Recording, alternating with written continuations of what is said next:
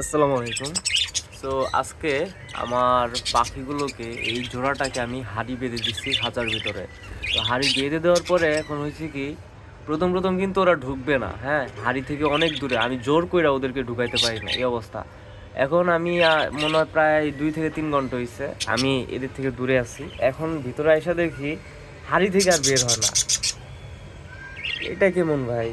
দেখলে শুরুতেই ঢুকতি, এখন হাঁড়ি থেকে বেরই হয় না। এই বের হ। যাক, হাঁড়িটা বাঁধছি কারণ আমার পাখিগুলো ডিম পারে বাচ্চা ফুটায়, কিন্তু বাচ্চা মরে যায়, বাচ্চা বেশিক্ষণ মানে আমি টিকাইতে পারি না। একটা সময় খাঁচা থেকে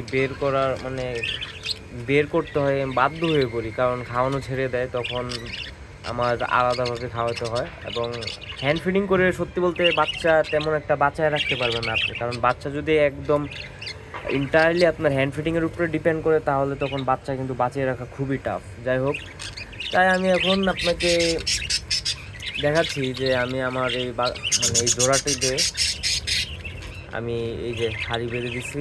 আশা করি অন্যান্য বাজিগরদের মতো 10-20টা ডিম দিবে।